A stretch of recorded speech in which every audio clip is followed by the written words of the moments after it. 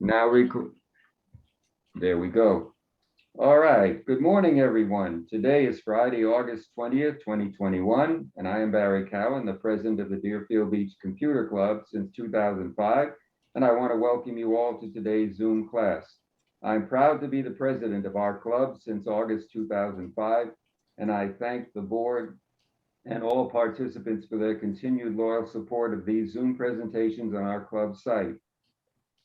Time has been zooming by in more ways than one. I also want to recognize as my friend and co-host, Jerry Minnick from APCUG. And Jerry, do you have anything to say about me there?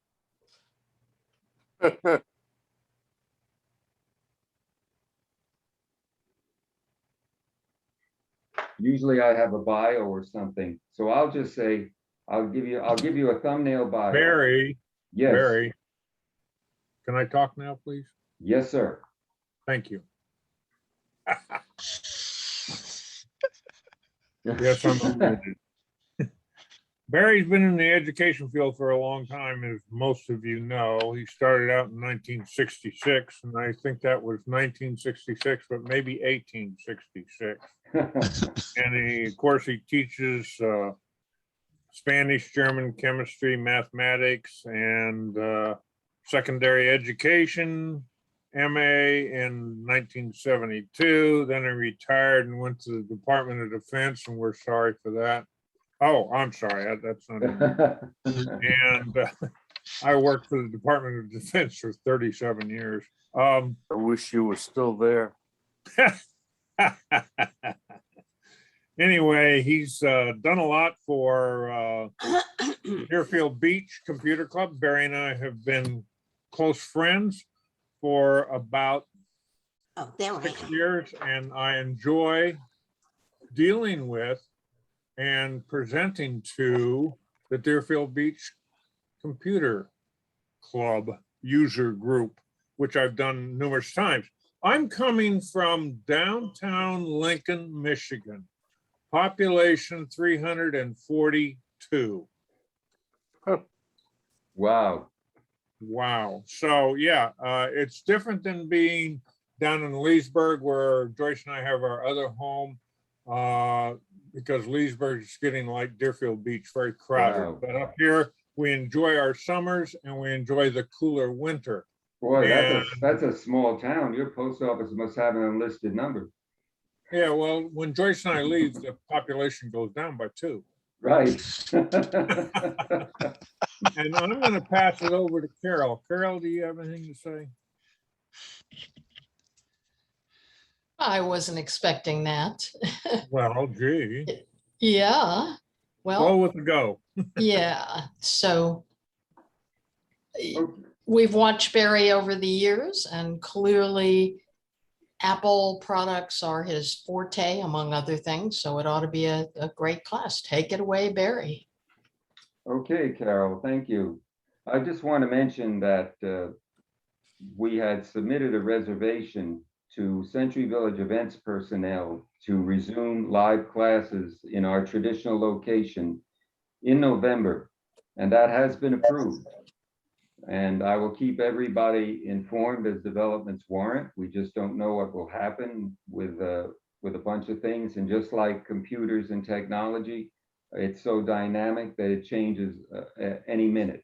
And what I just said is probably obsolete. And remember that if you don't want to be recorded, you can turn off your video.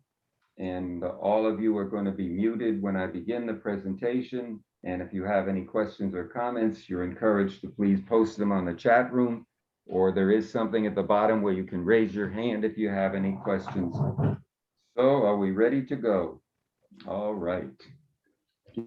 Just one other comment, folks. If you have a question and you want to use the chat, which is at the bottom of your screen when you move your mouse, you can put your question in the chat and I will make sure Barry gets to it before we end up. So questions in chat are really neat. Okay, I am now going to share my screen. Hopefully this works. All right. All right.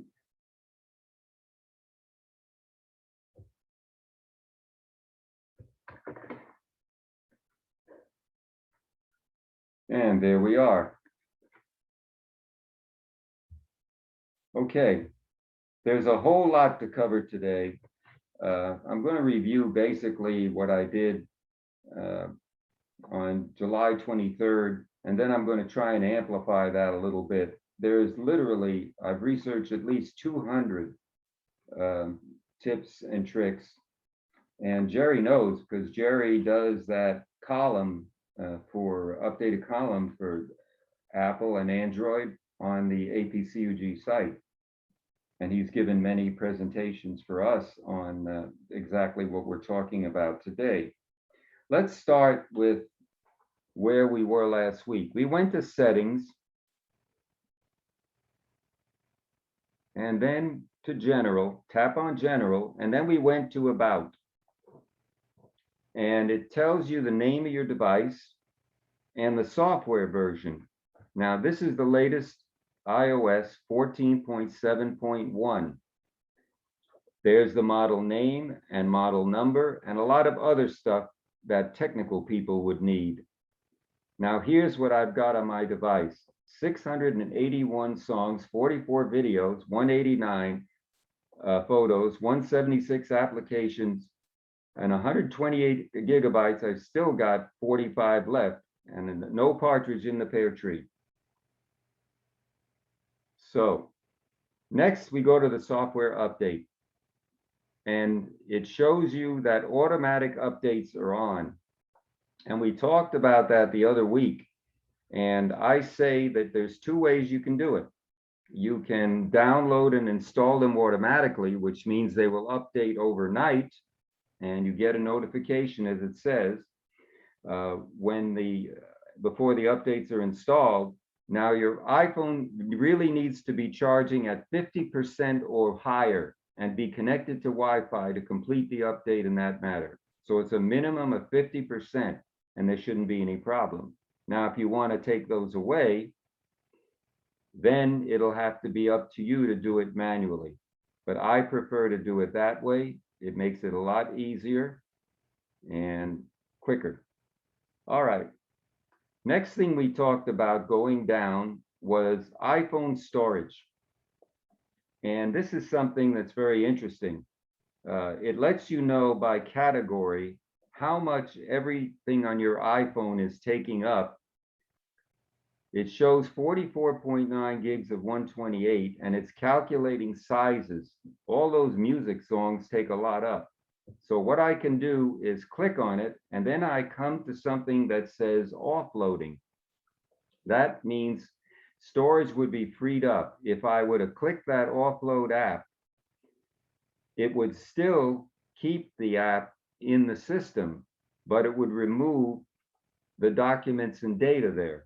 So that will reduce the size. If you're having a size problem, you can offload any app, or if you want, you can just delete it if you don't need it anymore. I've got a whole bunch of stuff on here. Yes, Barry, Jerry. you got that backwards. Go ahead. Do it again. All right. Click on the app. Click on the app. Yep. Like music. Click on the music. Okay. So you want to upload this. If you do offload, it keeps the documents and data. Right. And it takes the app off. You said that backwards, my friend. I said it backwards? I Yeah. apologize. No, Okay. no problem. Okay. Okay. Thank you for the correction. So it doesn't matter what it is, but it shows you all the category sizes. This is important to give you an idea of how much you've got on your phone. Okay. The next thing, we went to display and brightness.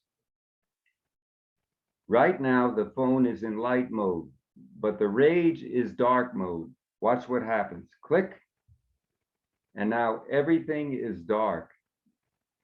I can swipe up from the bottom, by the way. See that horizontal bar? That brings you up back to your home screen, and now everything has got a dark background, which makes it a lot easier to see, especially at night.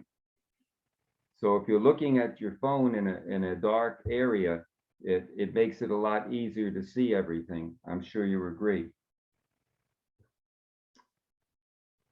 So let's go back there. And it says dark until 7 a.m. You can set the brightness control by the slider. And there's something called night shift that we're going to look at a little later. Night shift is actually telling you when something is scheduled to change the screen. Auto lock is very interesting. I've set it to never. And the reason is that if I didn't, the iPhone screen would probably go off, and that would kill the share. So you don't want to do that, but auto lock comes from something else. I'm going to show you a trick here. I'm going to go back here. I'm going to swipe here, and I'm going to open a calculator. Now, this is just a plain calculator, right? All right. And now I'm going to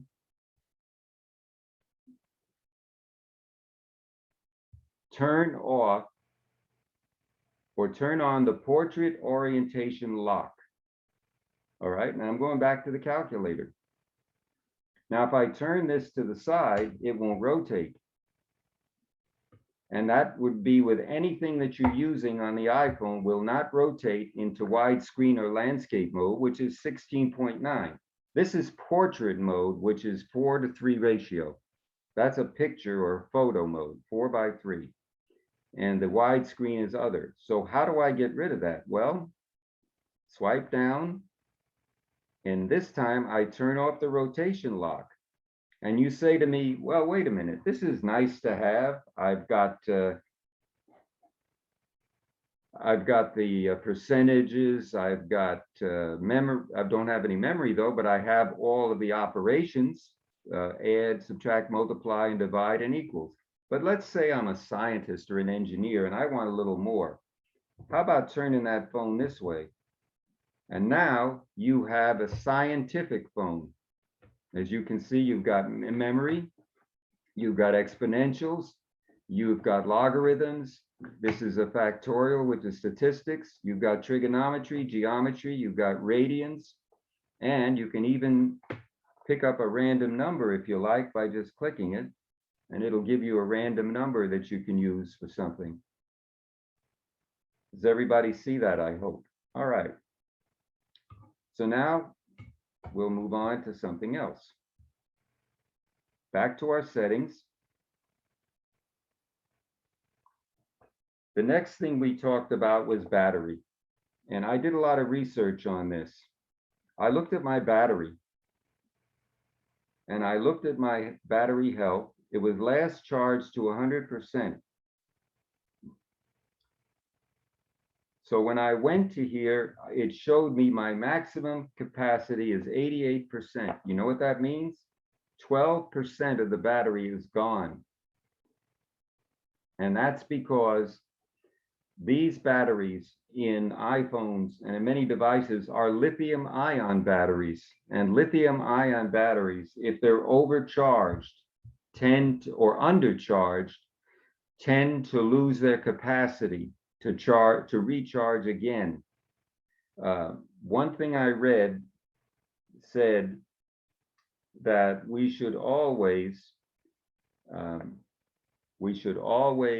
when looking at the battery capacity, make sure that we don't let it go all the way down. When it goes down to 20%, you'll see a red icon in the corner, in the upper right-hand corner, that shows that the battery is getting much too low. And you don't want to leave it on the charger all night either, because if you do that, then it's, in order to charge it up full and leave it at 100%, it's going to cause that battery also to degrade. There are some schools that recommend that you let it charge down to 40% and then let it charge back up again to achieve maximum capacity. There is another setting that you can use called optimized battery charging. To reduce the aging, you put that on and it will learn from your daily charging routine, so it can wait to finish past 80% until you need to use it. That's a really important thing. Now, there's something called low power mode. Low power mode, if it's on, will reduce the background activity so that you can fully charge your phone. Actually, the best way to charge your phone is simply put it in airplane mode, because that shuts everything off, and then you're not really seeking any signals or anything. So the charge is even faster.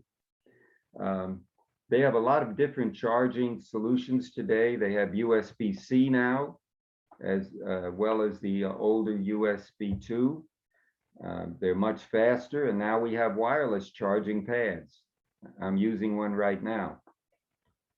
Now here it tells me what the activity was, how long the screen was on or off, and battery usage by app. So I can then change that from percentage to actually the amount of battery usage. This gives me an idea of that I've been on there too long on the home or lock screen. And I definitely confess that I am a nerd, geek, Apple addict.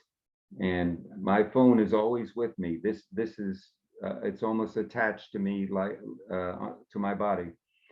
But I should really be learning how to use my battery better. And this will train you to show what you should do. In the last 10 days, it shows you in a graphic way what your activity has been on.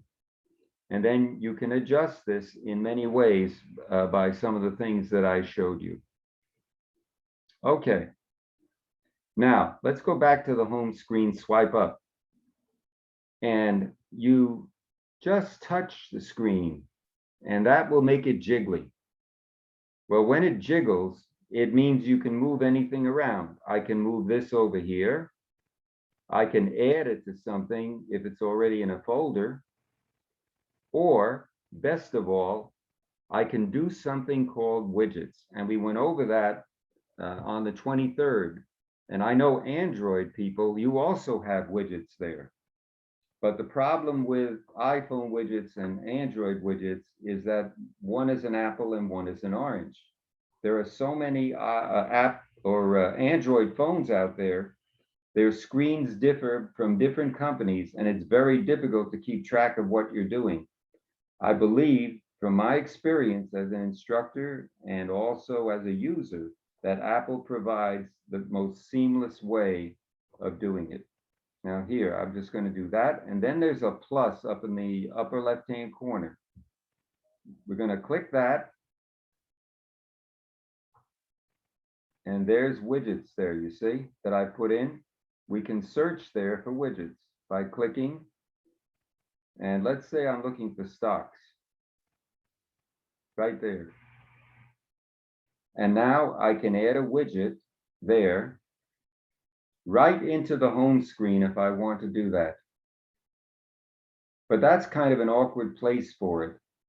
So if I don't want it, I hit the minus, and then I can remove the widget. And then I just tap the screen again, the jiggling stops, and the changes that you made are now shown. So let's go over and swipe here. Okay. These are the widgets that I now have. And now I'm going to search for stocks.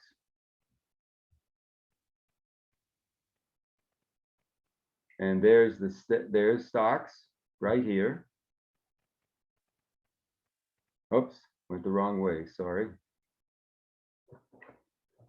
We want to go to the widget thing. So we're going to add it. Here's what we're going to do. We're going to go to settings, and we're going to do, if I can find it here, give me a second. Control Center. And here in the Control Center are all your apps that you can use. I've got 176 apps, so there's a whole lot of things down here in that Control Center. So if I swipe here from the right down, I will get the Control Center. Now what this does is very interesting. You can see right here that the Zoom is indicating BBCC that I am mirroring my iPhone onto the shared screen here with Zoom. And that's how you do it, folks. You use mirroring, screen mirroring. There's my low power icon. I can turn that off. And now if you press anything here, you're going to see a menu. Now airplane mode is on. And now it's off. It shows you the status of your cellular data, the Wi-Fi that you're on, the Bluetooth that you're on, or a personal hotspot if that has been activated. Also here is the portrait mode rotation, right? When we put that lock on, remember what happened with the calculator? And there's something else very interesting here that I would like to go over with again. Let me go back to the settings. There's so many things here. I apologize for rushing through, but I got a lot to do.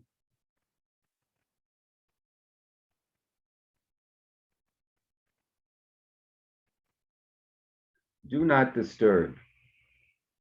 How many times do you go into your car and you don't want to be interrupted when you're driving?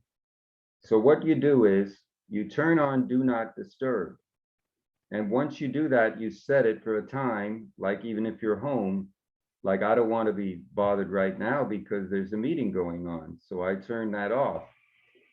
And if you're in your car and you activate Bluetooth, when you sit in your car and you're trying to drive, you will get a message on the bottom of your screen that says, I'm driving. So in order to disable it, you have to say that it's okay. It's like giving it, it's okay, you can disturb me now. So the call can go through into your CarPlay or whatever is there. Do not disturb is very good for phone calls as well. See, it says allow calls from friends or no one or favorites or contacts, whatever it is. So that's a good thing to know. The next thing, this is brand new, is screen time. Parents around the country are concerned about how their children or grandchildren are using the screen. How much time do they spend on it? And are they using it for a nefarious purpose? Well, you can turn on screen time and get a weekly report about your screen time. Now watch, I press it. I click continue, and it gives you a choice. This is my iPhone or this is my child's iPhone. So this is my iPhone, I'm going to click it. And now it's starting to populate all the screen time from now on. You can set it up for your family, by the way, with all the devices. And it shows then all the devices that the family is using and what screens they're on and how much time, because you can also set your downtime. You can customize days like that, or you can change the times for each day whenever you don't want them to be using the screen. And there's app limits. You can add a limit which helps you manage how long a category is going to be up there. Most use apps, categories, and websites. These will populate automatically depending on what apps you have on your phone. Now, of course, I get everything because I've got 176 apps. And I'm going to start trimming them down. Allowed communication. Limits apply to iPhone, FaceTime, messages, iCloud contacts. Communication to known emergency numbers identified by your carrier is always allowed, especially contacts during screen time or downtime. There are exceptions. Emergencies do get through. And then you can click the apps that you want always allowed. I've got so many of them here. I can't even go through them all in a half hour. And then, of course, this is interesting. You can put in a content and privacy restriction. This is like a parental control. So you can decide which apps are allowed, which location services are allowed, which contacts or calendars or reminders or photos are allowed. There's a whole list of things that you can set individually.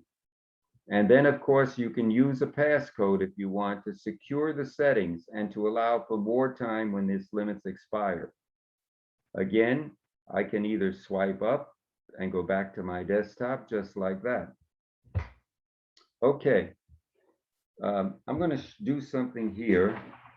We talked about scanning, and scanning a QR code is very interesting. To scan something, you just put on the camera, and I have a QR code right here that on here. I'm going to touch that into the camera. Let's see if it works.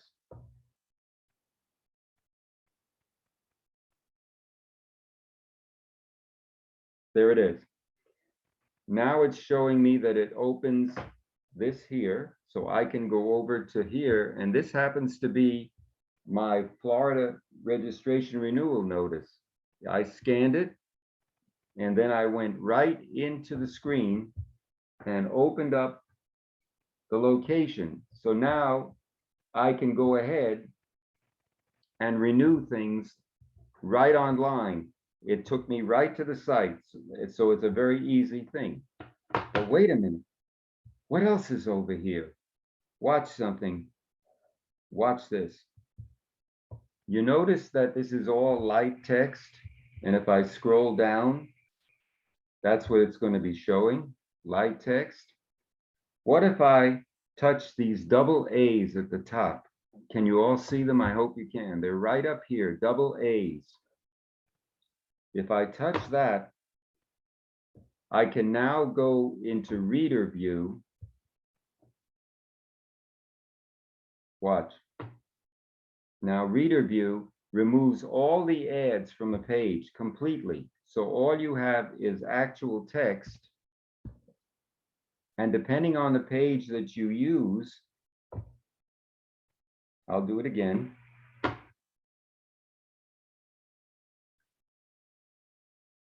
I'll hide the reader view.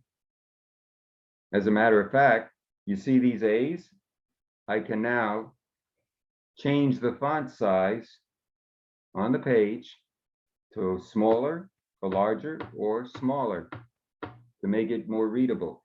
One thing that Apple is very good at is accessibility, and they built a lot of extra things into the iOS, which stands for Internet Operating System, if you want to know what the I means.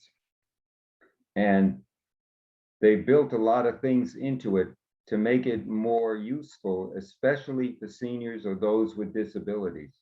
And there's tons of those things available. So you see that again? You can even change the font if you want to something easier to read. There's a whole bunch of selections there. I'll let you look at that on your own.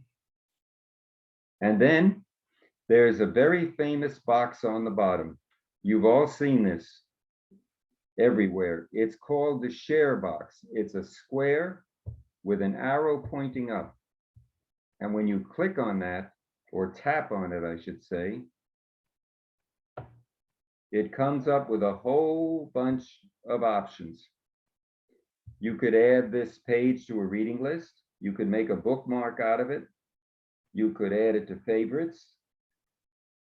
You could add it to the home screen. And that's how I showed you to add the DBCC thing to the home screen. And I will do that again in a little while. And print. What if I wanted to print something? Well, it's good, but I have a printer that will just do that. And it's called an Air printer. And if you go up to apple.com, and see if your particular printer is an air-supported printer, you will be able to print anything from your iPhone from the printer in your house that's so enabled. Great thing to do. All right. Also, you can send a message, mail it, send it by Gmail.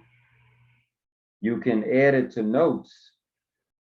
You can make reminders. Now, this may vary a lot with what you have, of course, on your device, but that's exactly the way you do it. Now, these things about swiping, there's so many ways to do this on a screen. And it varies as to whether you have a device that has a home button or not. If it doesn't have a home button, then some of these things that I'm doing will be slightly different. So to get the control panel back, we go to swipe from the right corner on a diagonal down. That brings you back to the control panel. If we swipe down, that brings you to your notifications.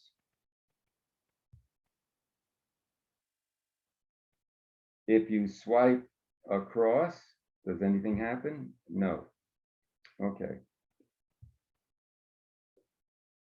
Now, one thing that's happened here is that we have a whole bunch of stuff, let's say that we've done in Safari.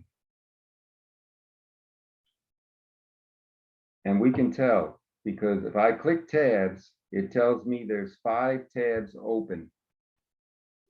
Now, you don't necessarily want to remove them all, but you want to see what's there. So you swipe down to the left side of left corner and you just drag. And now here is all of your pages that we've done. And of course, to get rid of them, you just tap on the bottom and that's it.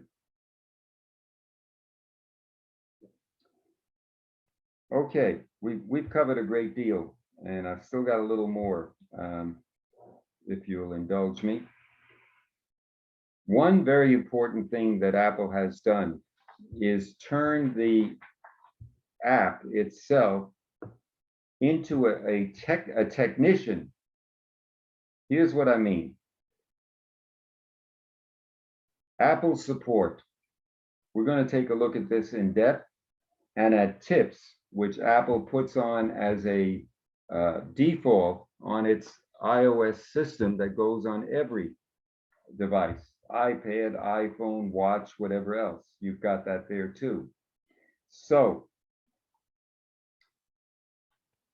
to get support, we would go to Apple, we would go to the App Store.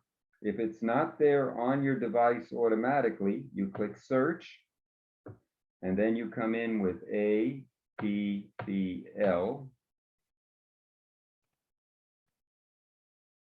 and S. There's support on the top. I've already installed it, but you can install it from there and that way it will appear on your desktop screen. Now here's the way to use it. Here's why I say it's a human technician. First of all, it shows you the topics: managing storage, setup and usage, password security, photos, backup and restore, and more. Now, here's what it shows you. I have so many Apple devices. I'm guilty. I have this iPhone 11. I have an iPhone 6 Plus. I have an Apple Watch 4 that I'm wearing on my wrist. I have the 2019 version of the iPad 10.2. I have an Apple TV. I have an iPad Mini 2, believe it or not, and an iPad Mini 1. Talk about somebody that's an Apple hoarder. Those are the products that I've got.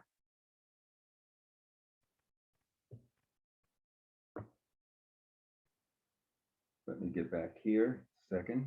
So if I go to my iPhone 11, these are the topics that I can look at: repairs and physical damage, device performance, subscriptions and purchases, Apple Store shopping, passwords and security, update, backup, and restore. And there's even more than that. And then there's support for iCloud services. So instead of actually going down to the store maybe and trying to get to the Genius Bar, these are topics that are selected by Apple from all of its customers that have gone to the Genius Bar and elsewhere, where you can get information on everything. So if you click device performance, here's a list of things that may be your problem. Its device is frozen or unresponsive. The battery performance, there's something there, see? Find your best options, you can click there. It will tell you what to do. The brighter your display, the more power it uses. Set auto lock, see, you've got to turn that off. It gives you a lot of choices. Cellular service, help with Face ID or Touch ID, an unexpected shutdown or restart, or you can actually send something directly to Apple by describing your issue, and you have a 140 letter limit. All right, that's just one section. Here's my watch, here's my iPad. It goes device by device by device by device, and here's more products. Need help with AirPods? Need help with the App Store? Need help with the new arcade? Need help with Apple Fitness Plus, which is their new physical fitness app? Need help with Apple News? The Apple Pencil, which I have too, of course. Billing and subscriptions? Hardware questions about coverage? Apps? The iPhone? The iTunes player or the iTunes store? If you got a question about your Mac, here's topics that are already been done. People have asked about Macs, and that's a great site. Some of you do have Macs, I know. It asked me about it, whether I was going to present it. Here's all the Mac accessories. They have non-technical questions, things like that, and Mac apps. And they have recent activity. Well, there's no recent support activity there that I've put in because I don't have a Mac. The only Mac I get is a Big Mac at McDonald's. So I think that's a lot to cover. I hope it has been useful to you. And you can find all these things online at apple.com. They have an excellent site. If you go to apple.com, I'm going to go there on Safari.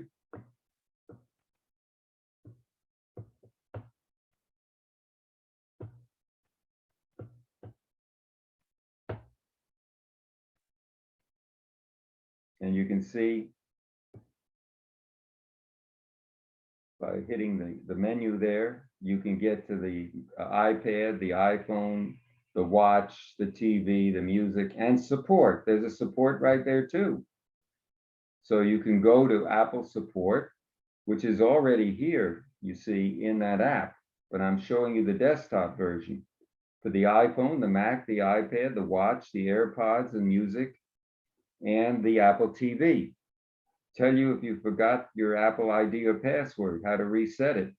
If you need to have something repaired, like a screen or whatever. If you have billings and subscriptions.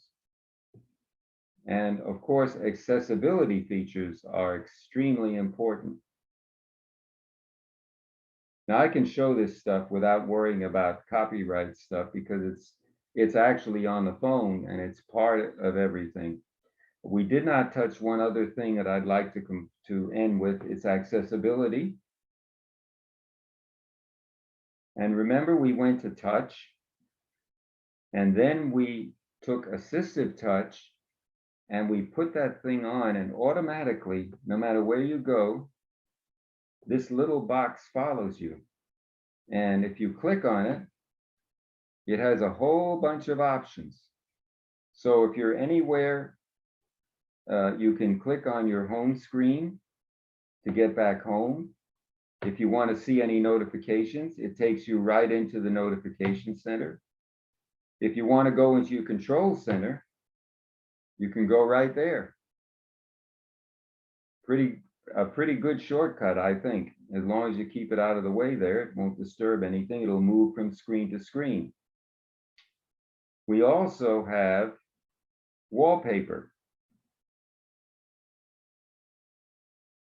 You can choose a new wallpaper. I just had something here that I made a picture of, but you can choose a brand new wallpaper. You can use photos for it. You can pick like these. And I'll show you what it looks like. Right like there. And I can click set. And I can decide it to be on the lock screen or the home screen. And I'm going to set both. So now when I go back, see, it's all over there. And if I click my button on the right button on the side, it's also on the lock screen. Very, very convenient.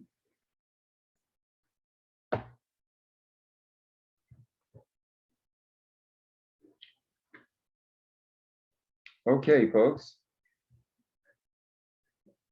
That pretty much takes me through what I wanted to do. I hope you found it interesting. And I'm going to, I guess I should stop the share here somewhere. Barry, hold up before you stop sharing. Okay? Yeah. Go into settings again, please, Mm-hmm. and go into general Yep. and go into about. Mm-hmm. All right, I've mentioned this before, but this is important. You got a model number and a serial number. And if your device, iPhone or iPad, becomes lost, stolen, or strayed, you need to have these numbers and letters somewhere else. Because when you call your carrier and say, my phone is lost, or when you call the Apple and say, my phone is lost, or when you call the police and say, my phone is lost, Mm-hmm. you need model number, serial number, and one other thing. Scroll down, please, Barry. Sure. Scroll down, keep going. You need the, EID, yeah. is that it? Yeah. Carrier lock, yeah, just. Oh, keep going, keep going. Keep going right there. Dot IMEI. Mhm. Yeah. The IMEI is international number, okay?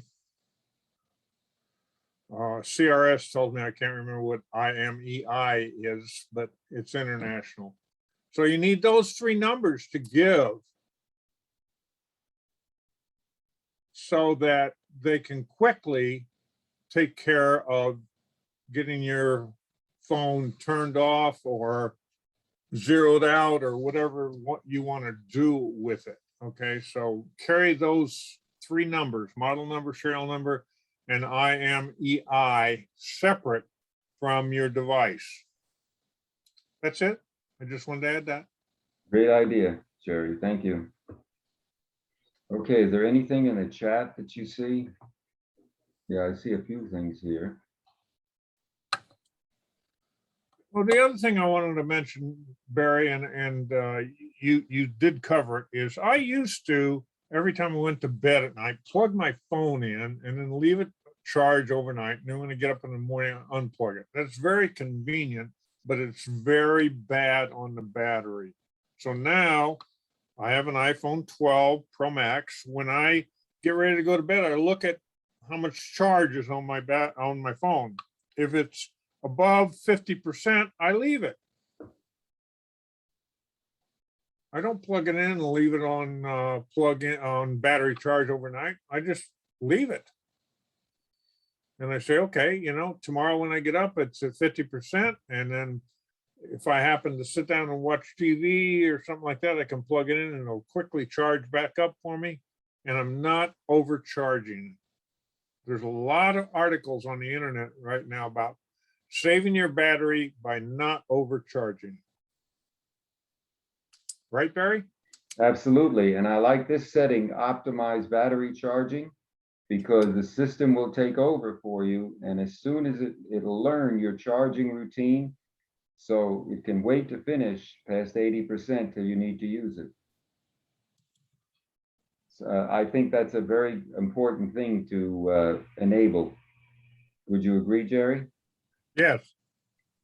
Okay. And there's your screen time. What I like about it is that it shows you by activity, actually how much we've been on. The home and lock screen been on way too long. So, I mean, that's with me as it is anyway. I got so much stuff on there. I really have to do a little bit of trimming and make it better. Let's see how our screen time is doing. Okay. By the way, IMEI is International Mobile Equipment Identification or identity. International Mobile Equipment Identity. Okay. Now, what I would add to that, if I may, is a lot of times when people steal your phone, they don't want your phone. They want the SIM card. The SIM card is in your phone. And when you go down to your carrier's storefront and say, give me a new SIM card, or I want to change a SIM card or something like that, they open up that little tray on the side of your phone. Every phone has one, by using a small paper clip or some other device. And there's a little nano card in there, and they pull it out and put a new one in. If I steal your phone, I don't want your phone. I don't want your pictures. I don't want your songs. I want your SIM card, because now I'm going to take your SIM card that I stole your phone from. I'm going to put it in my phone, and then I'm going to call my friends in France and Italy and wherever. And guess who's going to pay that bill? You are, because that's your SIM card. Right. We have a question. Lorraine, your hand was raised. I sent you can you hear me? Yes, I can. Okay, I sent you 2 text messages. Actually, I think I sent it to everyone. The first question is, how can I identify on my iPhone if I am using my 5G network that my provider is giving me? Oh, that would probably be available over here. Right here, if you tap this section here, it will tell you what I did. What section are you at? Okay, let me get back, because that's hard for me people to follow. I'll use the mouse here, okay? Yes. I'm going to go swipe from the right corner down. That will bring up the control panel. Yes, I got it. And in the control panel, if you tap on this, hold this finger on the box, it will tell you what your network is right here. It will say whether it's 5G or not. Okay. If I tap on that, It doesn't do anything to me. I mean, I tap and it says disconnecting from nearby Wi-Fi. That's what it Yeah. does. so do you have a 5G phone? Yes, I do have a 5G phone, and I keep receiving messages from AT&T, who is my provider, reminding me to use 5G. And I'm saying, okay, how do I do this? It might be enabled somewhere in the settings. Let's take a look at settings. And let's go to, let's see if we have wireless somewhere here somewhere. Let's see. Cellular is off. Let me see what I've got for my Wi-Fi. No, that's something else. this wouldn't be a cellular connection, would it? Well, I don't know. I mean, using 5G is using 5G for voice and text, I It would should be a imagine. cellular connection. Yeah. It should be.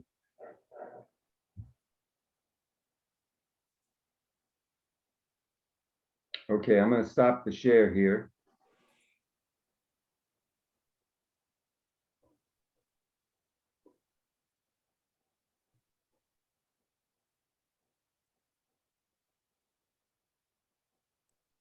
I would think it would show up at the top of your phone like it typically shows your carrier and LTE. But Jerry, are you still on? Is it, I do, what you're saying, Sue, is I do have, if I go in the setting and then I go to cellular data options, so cellular data is set on, obviously it's green. And then cellular data option is on roaming. And then on that, it says voice and data, LTE and 4G. And I'm saying, well, 5G would be there, wouldn't it?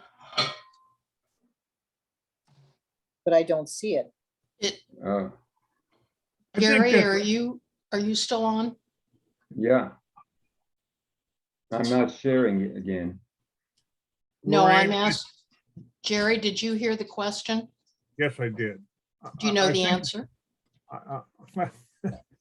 I'm struggling with it because 5G being advertised is one thing, 5G being used is entirely a different thing. Now, right now, we're operating off of cell phone towers, okay, that stick up way in the air, and they have these vertical transmitter receivers, that look like a loaf of bread standing on end, okay? 5G comes from a different kind of transmitter receiver that has a very short and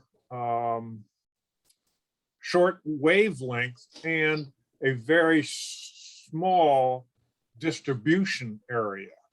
So when you're in the big city, the 5G transmitter receivers are all over the place on telephone poles, etc. So I would not, And- is that, and are you your phone- saying, Joe, are you saying that I would not see that on my cell phone as a setting per se?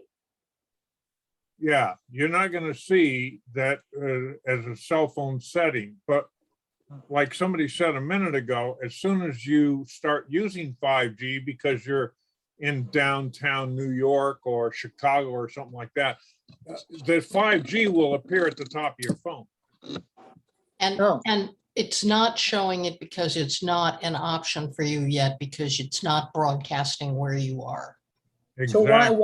why would I be getting all those text messages from AT&T telling me to make sure I'm using the 5G network? And I'm saying, okay, they should know, obviously, that it's not available. They may be broadcasting the message more widely and not Okay. tailoring it to just people who are in a receiving area. That's the only thing Okay. I can think of. Okay, thank you. Advertisement, they're trying to get people to say, and 5G is being over advertised by the carriers, like T-Mobile, we're 5G. Yeah, well, I'm out in the middle of nowhere and I'm not getting 5G, let me tell you. And I'm Okay. not T-Mobile. On my voice and data, there's an option to put 5G on. You can either put 5G on, 5G order, or LTE. So I've checked 5G on, and that's where I am. So I guess you are in an area that has 5G, because I don't have that on my phone. It Do doesn't you have an show. option, though? What options do you says- have? No, it says LTE and 4G. Those are my two options in voice and data setting. If you have a 5G phone, you should have an option of 5G on or 5G auto. Well, where do you see that? Where would you see that? Which menu? Well, it's the one you were talking about, the voice and data. You No, see the it voice doesn't and data give. you were talking about? Yes, but it doesn't give me the 5G. It just gives me the 4G and LTE. Are you absolutely sure you have a 5G phone? Yes, I have a brand new phone, so. Well, so So do yes, I, I am and I'm sure. getting these options though. 5G on, Yeah, 5G load, and LTE. Is that the Steve, it may be iPhone? a difference in where you are. Lorraine, take your phone into a store that, you know, where you bought it and check with them. Okay, so I It may will go not have to been Apple. activated. Let me clarify what Steve was saying. Lorraine, are you ready? Okay, Let's go to settings, settings. Okay, go to cellular, cellular, yes. okay? Go down to, excuse me, Voice and data. Voice and data. yes, Voice and data, I don't see that. I see cellular data options, personal hotspot, Wi-Fi calling, calls on other No, devices, You've carriers. got tap on cellular data options, the arrow at the right side. yeah, The go arrow to will be on that screen. cellular data options. Yeah, Okay, I'm on roaming, yes, Right, Yeah, okay. tap that. Now you see under that, you see Yes. data roaming, which you can turn on or off, and then you see voice and data, and I have 5G auto, meaning that if I'm in a 5G zone, I will automatically use 5G. that's where I was, but there's no 5G there. There's only LTE and 4G. And Go you into got your me, phone it's probably store. your phone.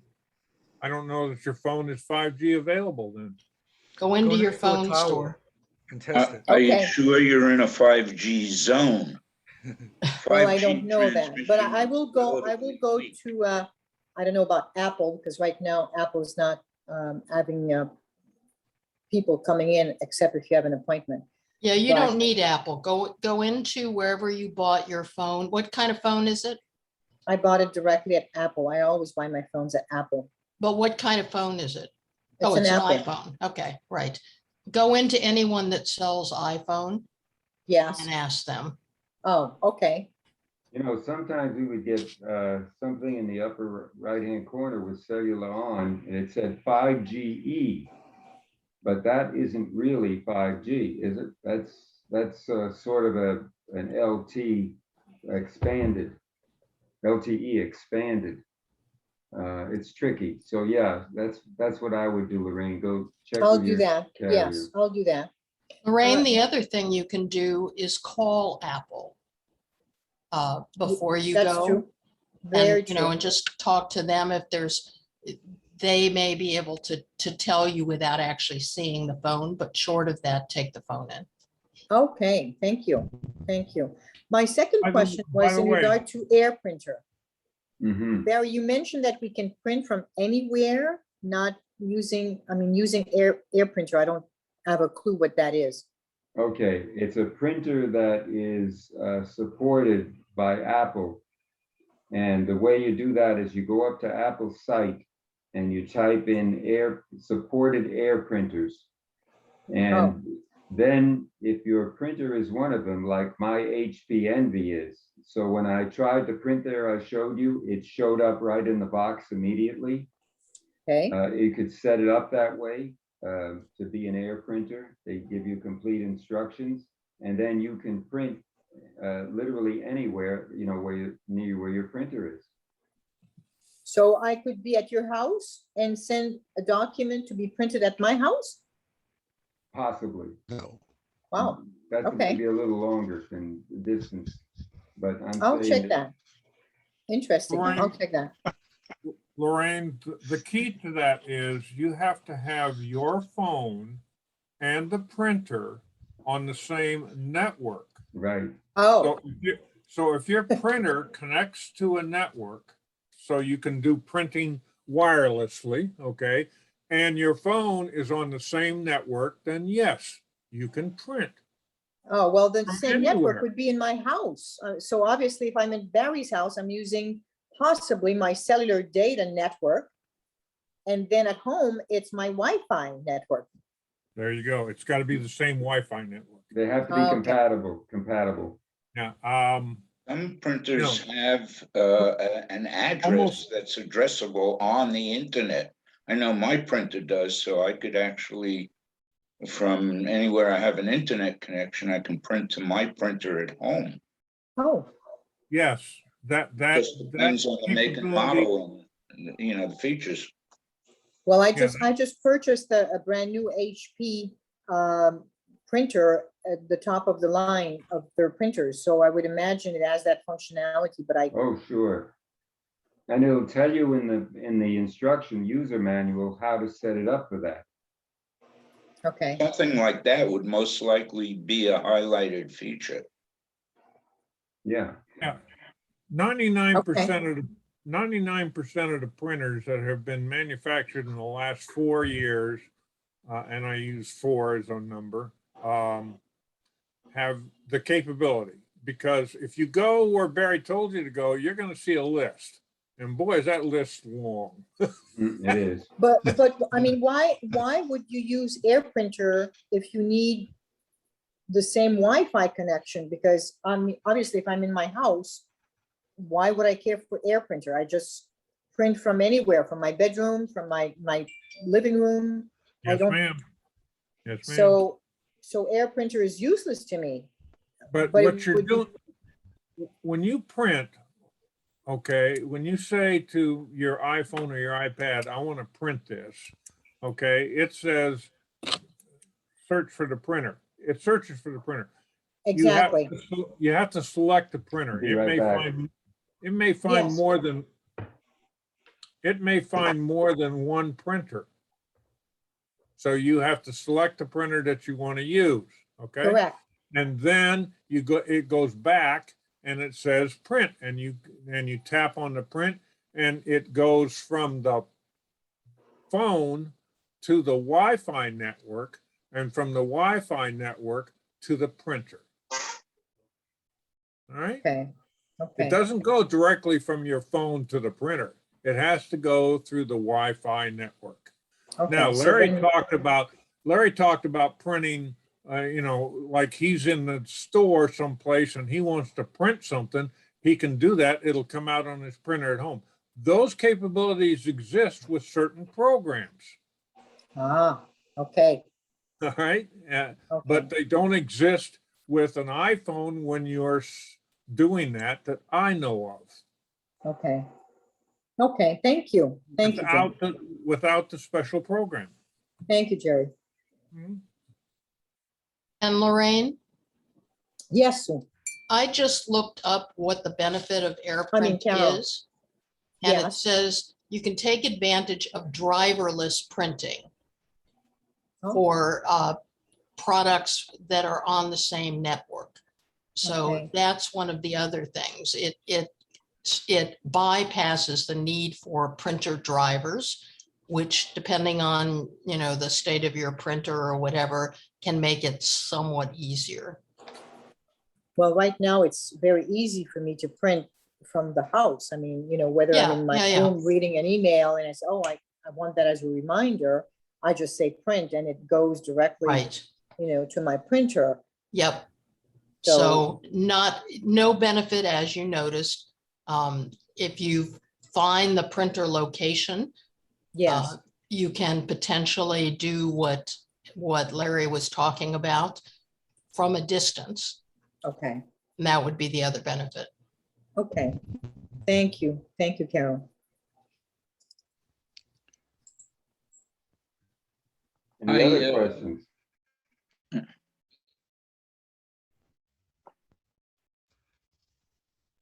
Dorothy, go ahead. Oh, I'm sorry. All of a sudden, my iPhone is not roaming and I can't get Google.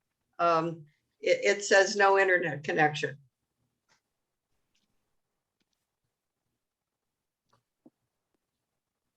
What do I have to reset? Well, Or restart it.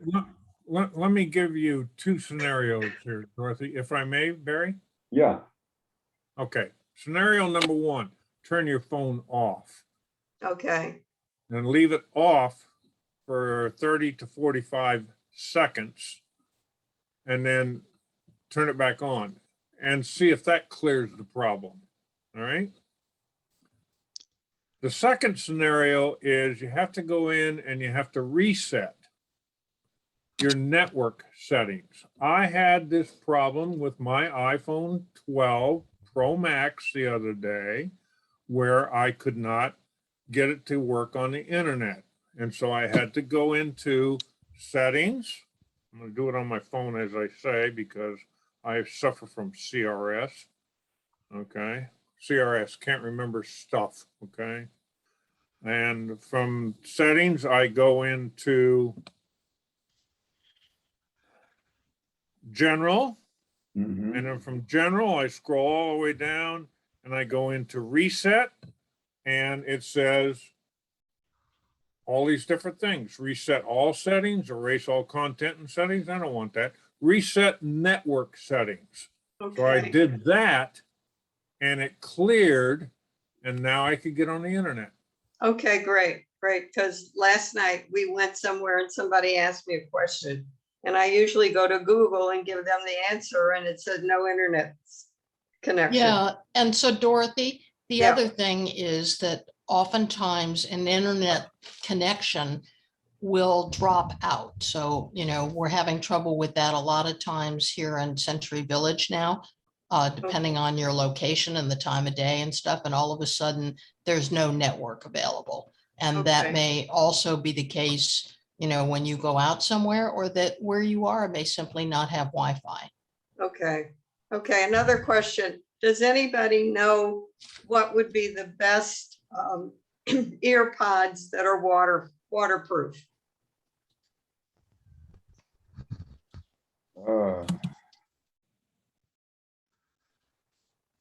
Wireless ear pods.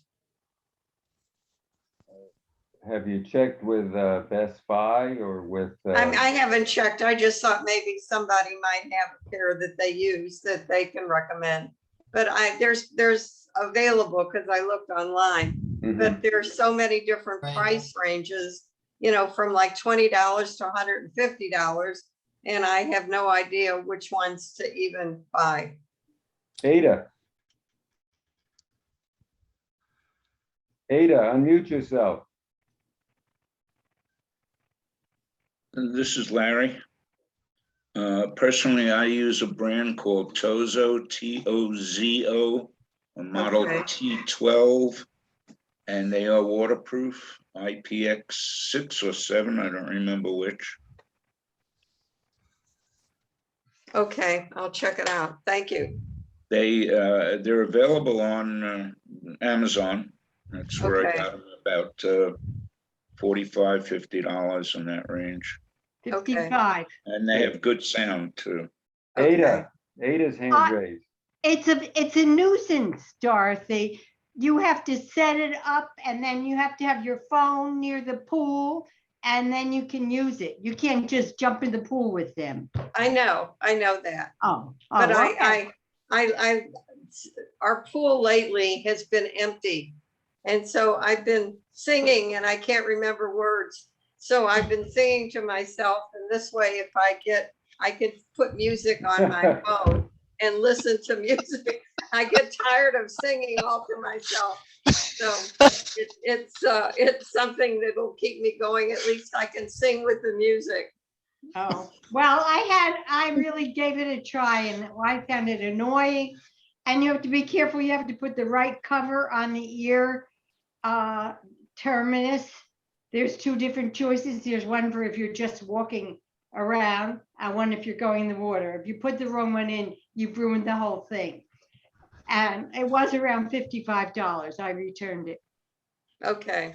And Okay. another note on the waterproof, when you're looking at different models, look for the rating of IPX6 or IPX7 or Okay. higher, because that is the indicator of the waterproof. Okay. I just walk in the pool, so I'm not going to be submerging. Oh, So- then you don't need waterproof really. But I'm Well, afraid to put my iPods in because it falls off their room. So I'd rather get a cheaper pair just for the pool. Or you Okay. can take a shower with them. If you like to sing in the And shower. sing your heart out in the shower. Can you use the iPods in the shower? Are they partially waterproof? Not mine. I don't think so. That's why I'm afraid, and I'm afraid if it falls out, you know, Go on Amazon. I don't know. I'll find something. Thank you. Thanks, everybody.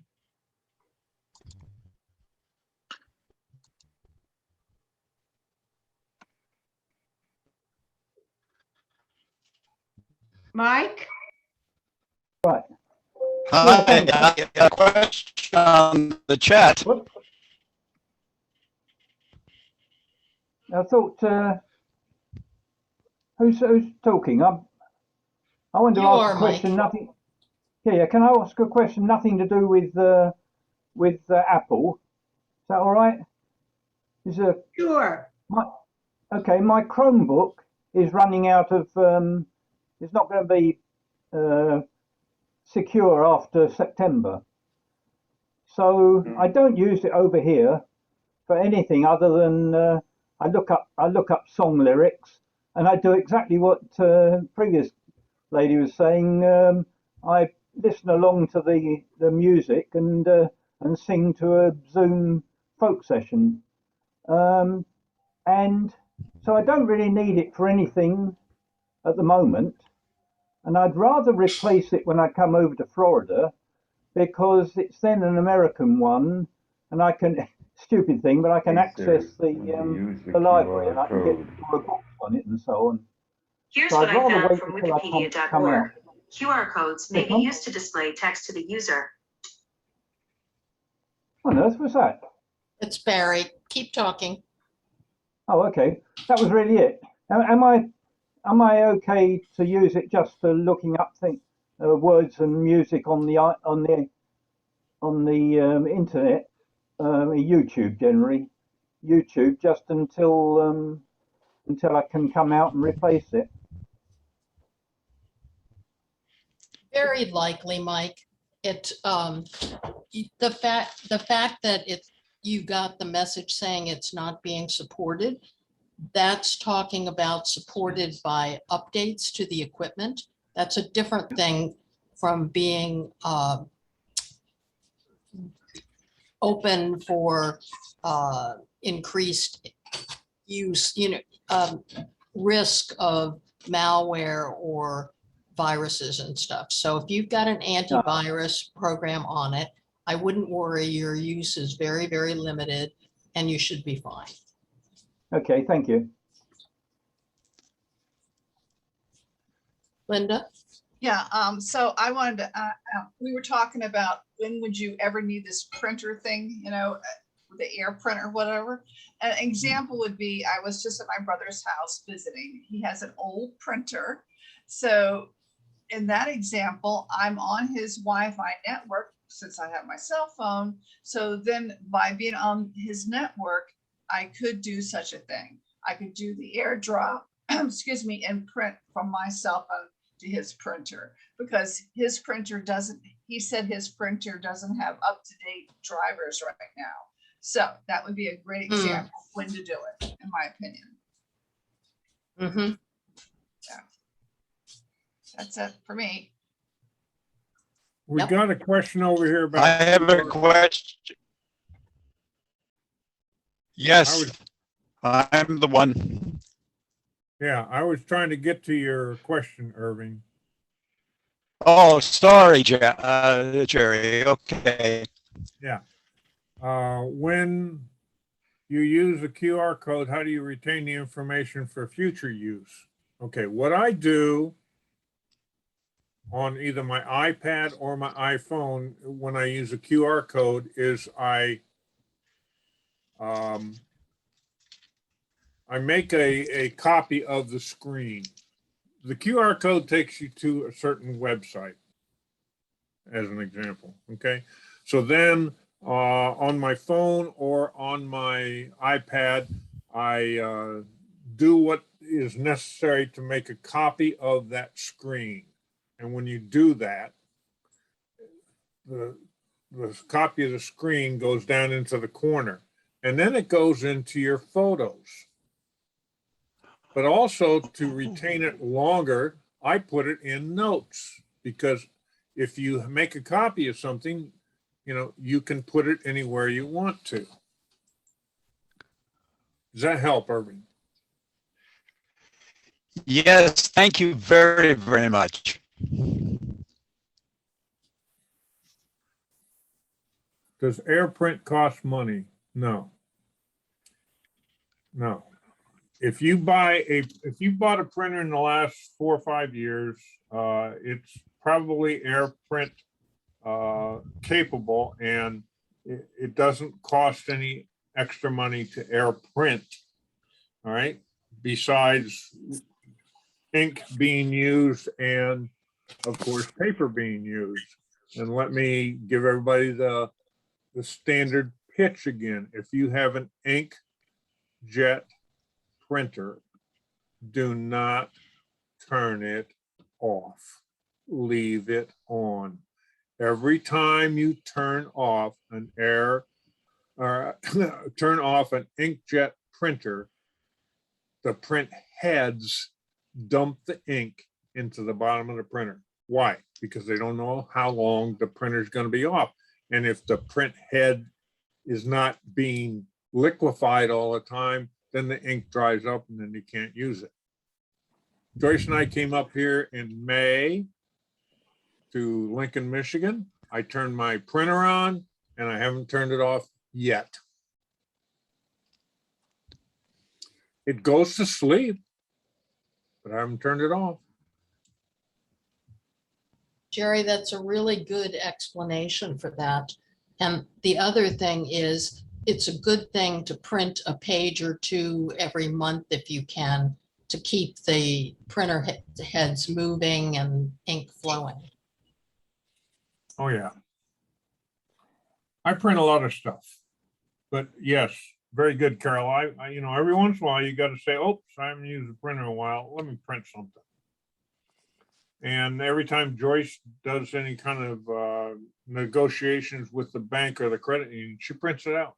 So yeah, we do a lot of printing. And that's the most common cause of printer failure. I think that's what has most people replace their printers, is that their print heads stop working. Right. Okay, Jerry, before we shut down for the day, do you want to mention that VTC tomorrow real quickly? Right. Tomorrow, folks, we have a virtual technology conference again. We have them every quarter. So the one scheduled for 21 August is tomorrow. It starts at noontime, and you can do it from your home, on your phone, on your iPad, or on your PC. And you need to register before a cutoff time of like 11:30 today or something like that. I don't know. No, I know. I think it's 3 o'clock or 5 o'clock. CRS, can't remember what time the shutdown is. There's some nice subjects coming up tomorrow with virtual technology conference. I'm on track 1 as the moderator. We also have track 2. If you register, you will get an email that says, click this and you become a participant. If you want to switch from track 1 to track 2, you go back to your email and you can switch over to track 2, etc. All presentations are 50 minutes long with a 10-minute break between that and the next presentation. All presentations will become APCUG videos, probably in about 3 weeks after the VTC. So check it out. If you want more information, email me, jminnick@apcug.org. And I'm going to put that in where my name is. So my email is jminnick@apcug.org. Notice that I type one finger at a time. Unpack. There you go, jminnick@apcug.org. This is the 41st Virtual Technology Conference that APCUG has put on. So I hope to see you there tomorrow. Okay, folks, I've got to go myself, so I'm going to close the meeting. I want to thank Jerry for your expertise and your friendship, and Carol, Well of done, course. Barry. And Well also, done. I tried. There's a lot of stuff to cover there. Oh, yeah. Well done. But I think we'll, Bye. now on September 3rd, our next class, we're trying to get somebody from that everybody knows who's in Century Village. His name is Eddie Greenberg, and he's with Computers Direct. And that would be our next presentation. So it's, I want to wish everybody the best of health, continued best of health, and be safe. And thank you so much for your participation and support. This is Barry Cowen saying goodbye. Say your goodbyes, Thank you, folks. Barry. Bye, everyone. Bye. Thank you very much, Barry. Thank you, everyone. Thank you, Carol. And have a Thank nice you. weekend. Everybody stay well. Yep. Stay well, Have a yes. nice weekend. Thanks, Barry. Okay, sorry I messed up a little bit there, Bob. It's difficult because I was trying to run the mouse with one hand and scroll with the other. So I became mousy dexterous, That's good. something like that. But it's difficult, but I think we got through it. And thanks, Well, I'm looking everybody. forward to the next one because you know how much Computer Direct helped me, rebuild the Lorraine, computer. They were where are you, fabulous. Lorraine? I'm there. Where are you? Florida? Yes, I am in Florida. Okay, the temperature here is 79 degrees. What do you guys got? About 90.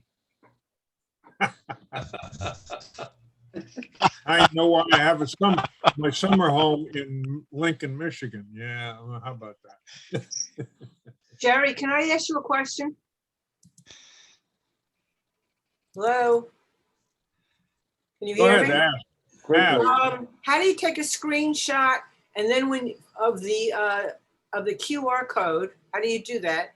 And then when you Okay. said it goes into the bottom right-hand corner, you put it into notes. Tell me physically how to do that.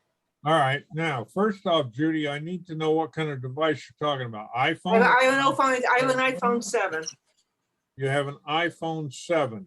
Okay. Right. What you need to do is simultaneously press either up, down volume and your Power.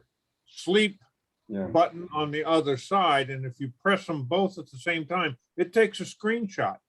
Okay, got it. But it takes a little practice to get it down to where you press them both simultaneously. Right, I can see that.